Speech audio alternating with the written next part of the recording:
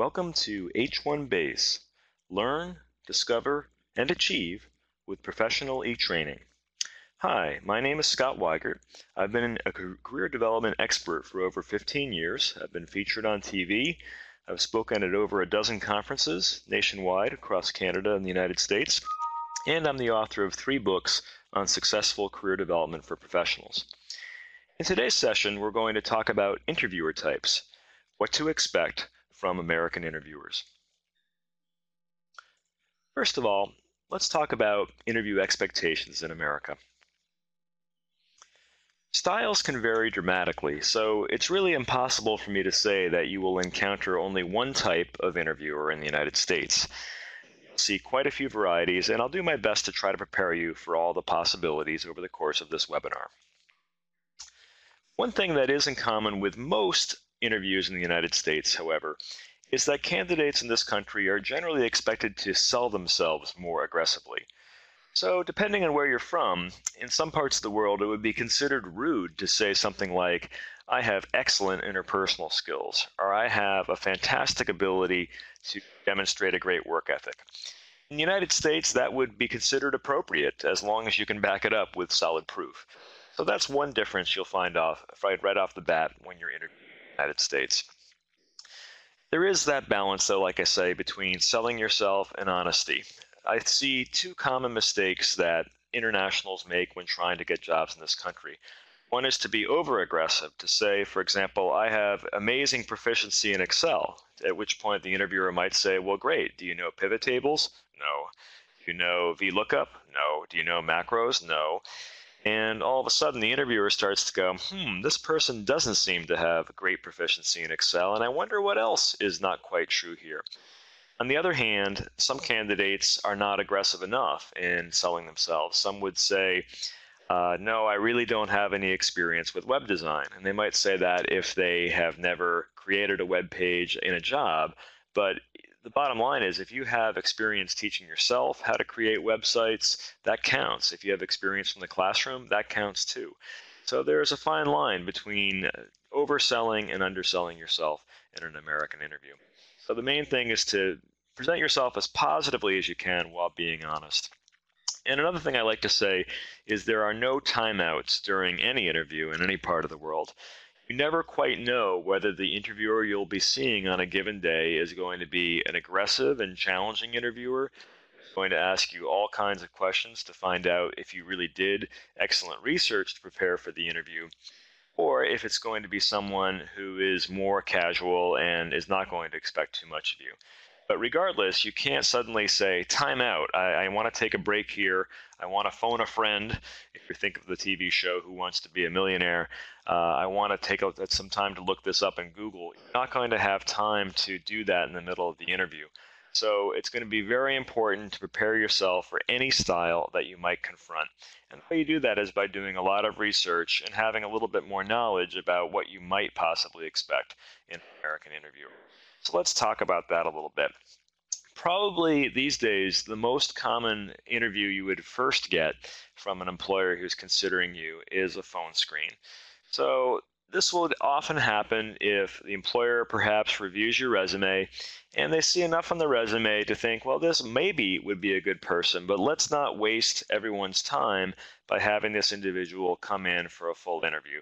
So let's call this person up and let's ask a few basic questions to see, do they have some of the qualifications we're looking for?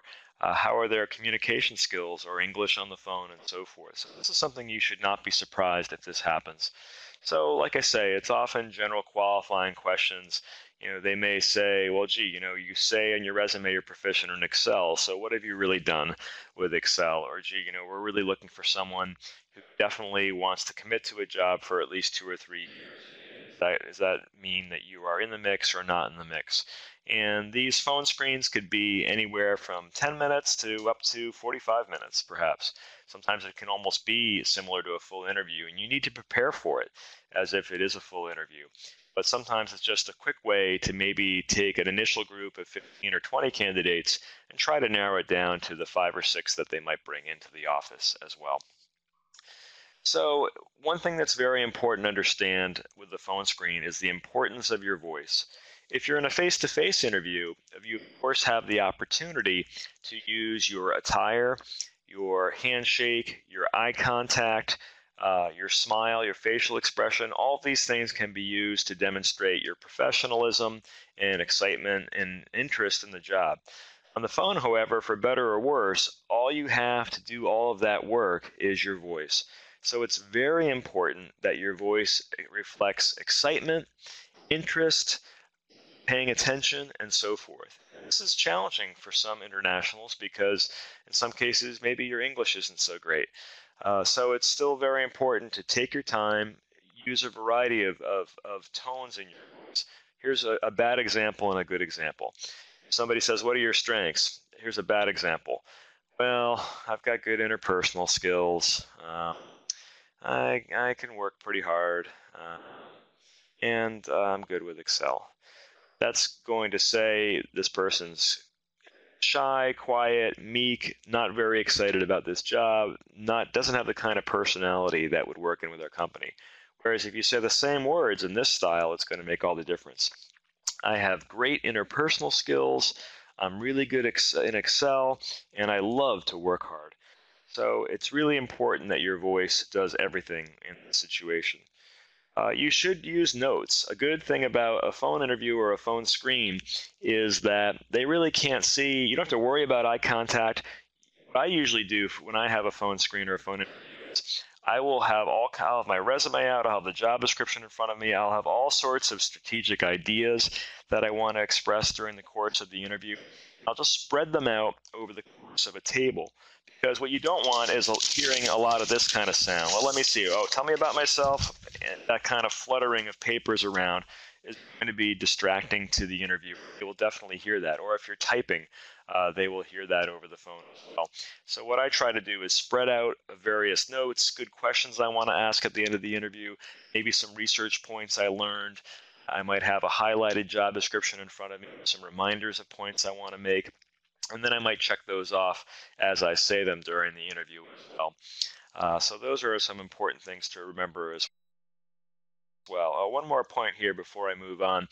You really don't have to worry about how you dress or your body language or things like this. So use whatever style works for you. I know people who don't do phone interviews wearing their pajamas and fuzzy bunny slippers, and that's fine if you want to do that. I also know people who will get dressed up for a phone interview. Now that might sound funny, but if that's what it takes to get you in a professional mindset, then you can do that. Like I said before, I prefer to stand up sometimes.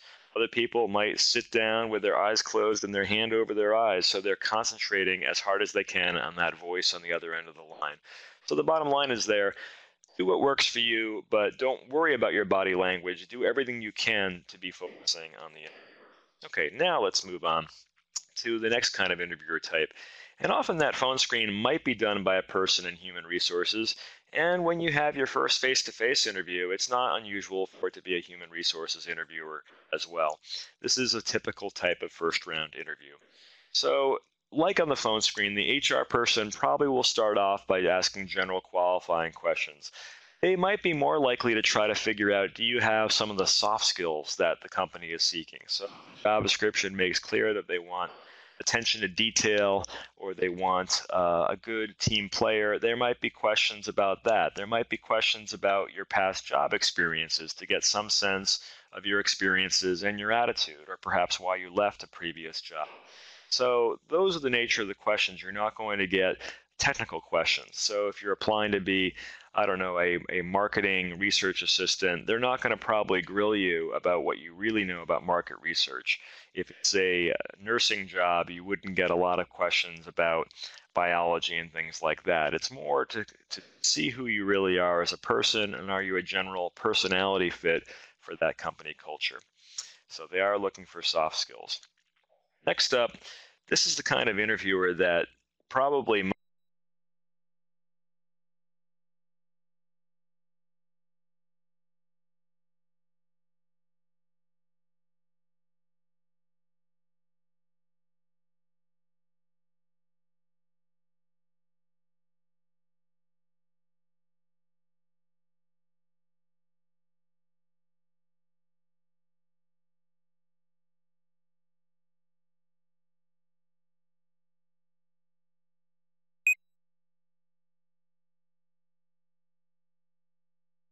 most candidates, whether they're American or international, they probably fear this candidate most. It's what I call the interrogator. So this is the person who's going to be more aggressive in their style and how they approach the interviews. And that makes people sweat sometimes. So that's something you have to be prepared for. So with the aggressive style, I mean that instead of just saying questions like, so I see for fun you like to dance, or I noticed on your resume your interests are reading books, or what do you do for fun? Or, gee, how long have you been in this country? It might be a question right off the bat along the lines of, okay, why do you think we should hire you for this job? Never worked in this country before. Why should I believe you'd be successful working in this country now? And these questions are a little bit intimidating for people, but they really aren't so difficult to deal with if you are prepared for these tough and direct questions. So that's a key thing to bear in mind. If you are ready for that, you will do okay. The next type is more of a sneaky kind of interviewer. I call this one the buddy. This is sort of the opposite of the interrogator interview. This kind of individual is going to have a warm and friendly style in general. So they might really act like your friend. Can especially happen if maybe you're a little bit on the younger side, the interviewer's on the younger side, and the buddy might ask you questions like, hey, how's it going today? Gee, I hope you didn't have trouble finding us. Oh, how's it been going? Well, gee, I see you're from India. That must be an interesting place to live. And this is obviously a style that's going to make you comfortable. And that's nice. You can enjoy talking to this person, but you really have to be careful because sometimes this style is going to make candidates disclose things that they really should not say. I remember a few years ago, I dealt with a woman who worked at a technical company, and she was probably around 60 or so, and she would act like your grandmother. And she was interviewing college students, so she might say to those college students, gee, I understand they have some pretty tough teachers at your school. They're tough on you kids, aren't they? And the next thing you know, the candidate would say, oh, yeah, you're right. Gee, I had this professor who gave me a C minus, and it was only because I didn't turn in the homework at all. Can you imagine that? And she'd say, oh, gosh, those professors are so tough on you. Meanwhile, she's writing down in her notes, bad student, poor study habits, and so forth. Sometimes the buddy interviewer will get you to be so comfortable that you'll start to admit things about that you shouldn't be admitting. You'll start to maybe complain about a past boss. You'll start to admit a weakness that you might admit to a friend, but you wouldn't want to admit to an interviewer. So you really need to be careful when talking to someone who uses this style. Next up, this is actually the kind of interviewer that I fear the most when I interview for jobs. It's more normal and natural for people to fear the interrogator, but the nonstop talker can give you real problems. I think this is very, very difficult to handle. And so why would that be? Well, the nonstop talker is just going to blab and blab and blab. He might talk about why he's so great and why he's so important and all the wonderful things the company's doing. So what are your choices? You have to sit there and be polite and nod and be friendly to him and be respectful. But in the meantime, you're not getting any opportunity to talk about why you'd be good for the job. So I think what you want to do is try to look for opportunities to bring the conversation around to your strengths. You may need to be patient. You may need to let that person talk for 10 or 15 minutes. But a good thing to do might be if he's talking about all the great things he's doing, you could say, wow, that's really interesting. By the way, I'm curious, so how could I help you accomplish all these great things that you're trying to accomplish in your job? And see if you can get the interviewer to talk a little bit more about how you might fit into his or her world. So you have to be patient, and you have to seek opportunities to bring the conversation around to what you want to talk about. Next up is the opposite kind of interviewer, I would say. It's what I call the silent but deadly interviewer. This is the kind of person who's more of a thoughtful interviewer, more someone who likes to really sit and think during the interview, take their time to process things. As a result, this is potentially a very awkward interview for someone, whether or not they're a U.S. candidate or a candidate from elsewhere in the world. Can be lots of times of 10, 15, 20, 30 seconds of silence during this interview. I had an interview like this once where the person would ask a question, I would answer it, and then he would sit and nod and smile and think about it, and sometimes wait 20 seconds, sort of as if waiting for me to say more. And the temptation comes into play when you think you better say more because the person's not saying anything. What you need to do is resist that urge to fill that silence by blabbing on and on. If you're asked about a weakness, give an honest weakness, talk about it. And by the way, we have another webinar which will talk about how to deal with questions about weaknesses. But don't keep saying more and more weaknesses just because the person's being silent. That could be a real problem for you. So you have to have a little patience again and a little courage. And sometimes you have to be willing to not just be patient and smile, but sometimes ask clarifying questions. If the person seems to be waiting for you to say more, you might say, did that answer your question? Was there more information about that I could give you? Don't get defensive about it. Don't worry about it. As I've said in other webinars, it's difficult to be an interviewer. And sometimes you have to just allow the person time to really think and digest what you're saying, decide what happens next. Next up, we have what I call the big picture person. And this is another somewhat difficult and really very common kind of interviewer in the United States. So this person is going to basically ask you very broad and vague questions. Some typical ones might be, tell me about yourself, what are your strengths, what's your background, things like that. And in my experience, most job seekers really hate that question, tell me about yourself. And if you do our webinar and interview strategy, you'll hear a lot more details about how you should approach it. But for now, I can tell you, when you get these types of questions, the key is if you're asked a broad and vague question, don't give a broad and vague answer. So a bad answer for the big picture question, well, tell me about yourself. Well, I come from Sri Lanka. I'm an avid reader, and I'm looking for a good job in the United States. That would be a broad, vague question. What you really want to do is respond with a sharp and specific answer. I'm excited to be here today because I know you're looking for a good PR specialist, and I do have background in that from my position that I had back in Sri Lanka. I also have excellent grades in my master's program here at enormous state university in the United States. And that's the key with this kind of person is always remember, no matter how big or broad the question is, the real question is, why are you good for this specific job? So always talk about the specific job, why you would be good for it. Next up, we have what I call the Olympic judge. Now, sometimes during an interview, you really are not sure whether the interview is going well or poorly. Sometimes the person will not smile, they will not nod, they just will keep writing down notes, and you have no idea whether you're doing well or not. This is the opposite of that. The Olympic judge will tell you right along how things are going. That can be encouraging or it can be unsettling. So if you're asked a question, they might at the end go, hey, that's a good answer. Or they might just go, I don't know about that. And it's hard to know what to do, especially if you get negative feedback. So the biggest thing is you do need to react to any objections or negative feedback that's raised. So if you get a question and your answer makes them say, well, gee, I don't know, it seems like you really don't have enough background with software development. You might say, well, I can understand why you would say that, but I do have some significant experience in the classroom in that.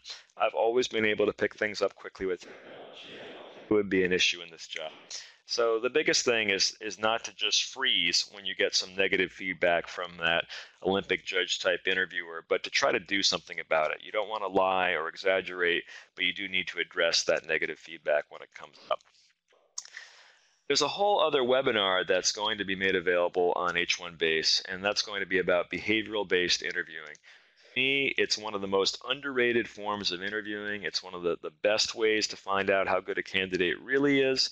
Yet a lot of candidates who are from the United States even know very little about how to prepare for this kind of interview. So it's good to know a little bit about it, and you might really want to check out the H1Base webinar that I'm going to do on this that will talk very specifically about how to deal with this style of interviewing.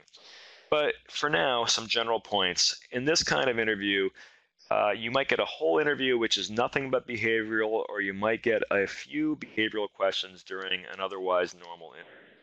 So, in this kind of interview, you're going to get sharp questions about specific past events. So, it would not be so much of the what are your strengths and what's your background. It might be tell me about a specific time that you worked in a team that had to overcome a challenge, and tell me specifically what that challenge was. I want you to walk through what your thoughts and feelings and actions were during that situation, and I want you to tell me what the outcome of that situation was. So that can be very difficult. In my experience, probably 90% of job seekers are not very good at just going, oh, I know a terrific way to deal with that one. Oh, yeah, a situation where I had to do a lot of multitasking. Oh, I know exactly the one I had. Here's a great story from my last job. Most people struggle with that and get very nervous trying to come up with a good story on the spot, and they may not pick the best story. So, what you really want to do is prepare 3 to 5 specific positive stories, thinking about what are some of your top accomplishments in previous jobs, in the classroom, maybe in your personal life. Stories that would showcase some of the qualities that might be useful. Stories that show your attention to detail, your ability to work effectively in a team, to have good analytical skills, to be a problem solver. The more you have those stories, and these stories should take maybe 60 to 90 seconds to tell, or you can work in from the problem or the challenge right down to the outcome and tell us, get us inside your head, tell us what you were thinking or feeling during this. I think you'll find this will help you greatly. Even if it's not a regular behavioral interview, often when you have those sharp, specific stories, you're going to find opportunities to use them. So I definitely recommend you prepare 3 to 5 stories for any interview. So basically, that's pretty much all I have to say for you today. Thanks for joining us at H1Base. We appreciate it, and feel free to check out some of our other webinars on interviewing. This is Scott Weigert. I've enjoyed being with you today, and we'll be back with you again next time.